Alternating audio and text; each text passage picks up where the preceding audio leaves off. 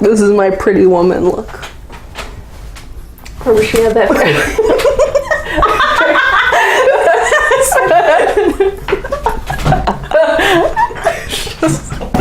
Oh, we didn't do the Julia Roberts laugh. So that's okay. What is she like? I don't know what her laugh is. That was like a witch eating children in the woods, but it's okay. It's just my laugh. No, it wasn't really though. It was obviously not how I laugh. So you think?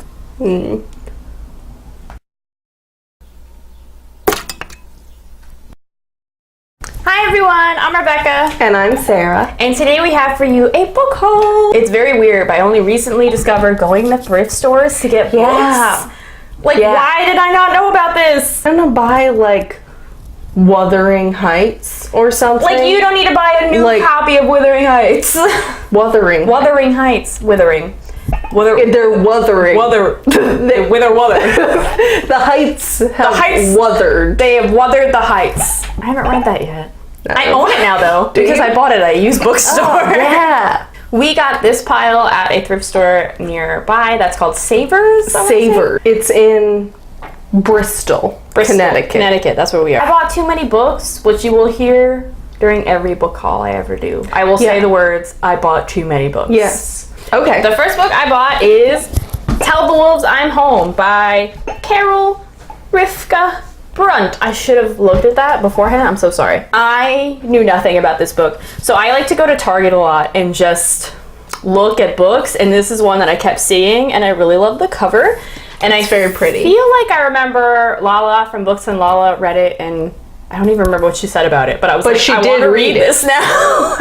Exactly. The next book I have is On the Fence by Casey West. I'm really new to Casey West. She writes like really simple, cute, young adult romance novels. I like reading stuff like that in between shit that like hurts my feelings, you know what I mean? So Casey West, the only ever book I read by her is The Distance Between Us, and I really loved it. I don't know, it's probably cheesy, but I'm really excited about it. I like cheesy. I know. So I decided for this haul, for the record, this is not all I read, but I decided to get an entirely romance haul. So the first one I got is called Devil's Bride by Stephanie Lawrence. It says here, her lush sensuality takes my breath away. At the back of it, was he the husband of her dreams or a devil in disguise? And then it has this picture on it. Is this the one with the stupid name? So yes, so this one I read a little bit about the description and it seems to be about a man named Devil Sinster who's from the Sinster family, and there's a Sinster family tree included. So I'm looking forward to that. Mm-hmm. The next book I found, I was so excited to finally find, and that's The Color Purple by Alice Walker. This is a classic novel that I've never read, and I feel super bad that I've never read this book. I never read it either. I feel like I should have read it. This is one of the ones, like we were just saying, I feel kind of weird buying new versions of a really, really old book. Color Purple. That's all you need. So my next book that I picked up is called Witchling by Yasmin Gale-Norn.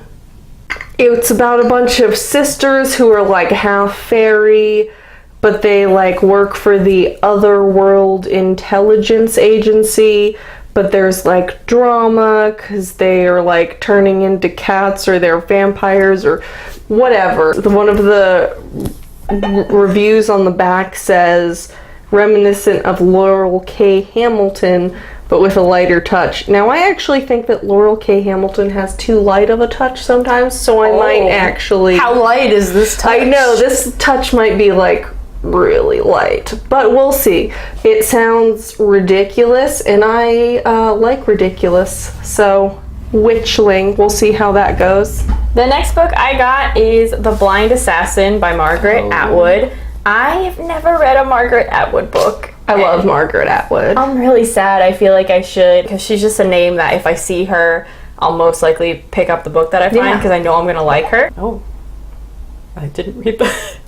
I I don't even check out books. I look at the cover and the title, and sometimes I'll look up reviews, and then that's it. Sometimes I don't even. No, I like that. I'm not that particular. Blind, yeah, I'm not particular about like a plot unless get a something's full really stupid. experience. Yeah, exactly. Exactly. For my next book, I'll just talk about 2 books at once. So I picked these up, and they're the first and second book of a trilogy. So when I found them together at the thrift store, it just seemed too good to be true. And they are paranormal romance about hexing, which I think is just a metaphor for sex. So it starts with Overhexed. Maybe. Or maybe it starts with this one, which is called Wild and Hexy. I don't remember which one comes first. I'll Google it before I read. And I know that the third one is called Casual Hex. But it says, who can refuse a little hex? And I was like, not me. They're by Vicki Lewis Thompson. The next book I got is The Giver by Lois Lowry. I feel like most of us know what this book is about. I read it in middle school or high school. I don't know. It was required reading, so for me, probably middle school. And I loved it, and I've been wanting a copy for a really long time. The next book I got is 19 Minutes by Jodi Picoult. Is that how you say her name? I thought it was like Pico. Piku. Jodi Picoult. Withering Heights. I've only read one of her books, and it was My Sister's Keeper, which is like her big novel, and I loved it. It made me cry a lot. I sobbed, like literally sobbed. But I wanted to read more by her. I heard about this book because of a really popular novel called This Is Where It Ends, and a lot of people kind of shit on it a little bit, and it's supposed to be about a school shooting. I heard a lot of complaints about how they kind of portrayed the shooter as just a villain and not really diving into why he went down this path and everything like that. It was very black and white.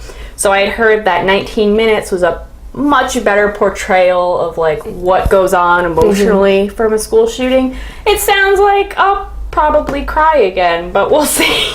The next one I got actually doesn't have a description attached, so I haven't actually read much Danielle Steele. This one I got because it's called Sunset in Saint-Tropez, which sounded like the most pretentious romance I could think of.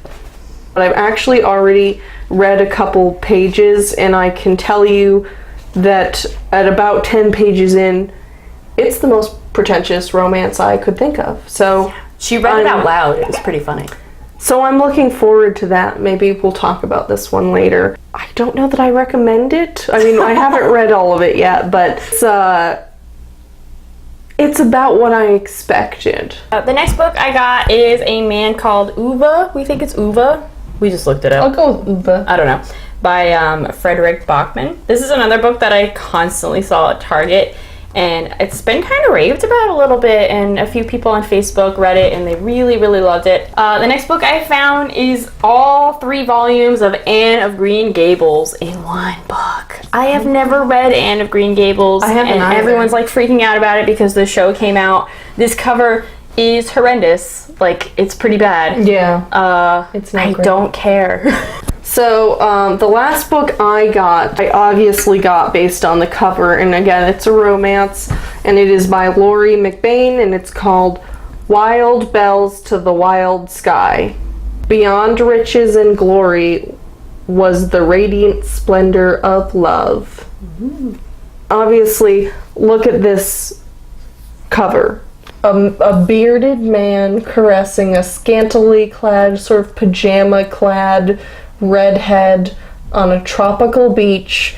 There's a panther sitting on her lap. There's a parrot by her. There are giant flowers and that look like this, who look like they are maybe just trying to grab boobs, but it's like everything I love and stuff I didn't even know I loved. And now you've been set. So I'm very much looking forward to this. I haven't even read the back of it. I'm not gonna read the back. We're not good at like knowing what books are about. We just grab them. Yeah. Well, especially romance. If you see a cover like this, you might be disappointed, but god damn it, why not just try? My last book is this giant monster, and it's The Stand by Stephen King. That's ridiculous. Yeah. That's fucking ridiculous. It is like the complete uncut version of The Stand. It is fucking ridiculous. Oh, there's pictures! What? What? This is a beast. Illustrated, but only a little illustrated. I've read a little bit of Stephen King. I've read like some classics like Carrie. I love Carrie, and I've read The Shining, and I adored it. But I haven't read that much Stephen King, and I want to read more. And The Stand, I guess, is my husband's favorite Stephen King book, and I've never read it, and it's a really popular one. So I'm going to tackle this at some point in my life, but I don't know when. Probably not soon. It's a great cover, actually. It's cool. It's definitely like an older version. Stephen King staring at me from the back and like judging my soul a little bit. It looks a little like a frog. Like a really we love you! judgmental frog. He definitely looks like he's judging you constantly. Yeah. I'm going to have that popping out. So, Okay. So he can judge. All of you out there can be judged by Stephen King. Yeah. To judging people. To judging people. So that was our thrift store book haul. I highly recommend checking out your local thrift store. It might not be as cool as ours, but it's probably still worth it. We will see you next time when we talk about something else. Yeah, we'll find something.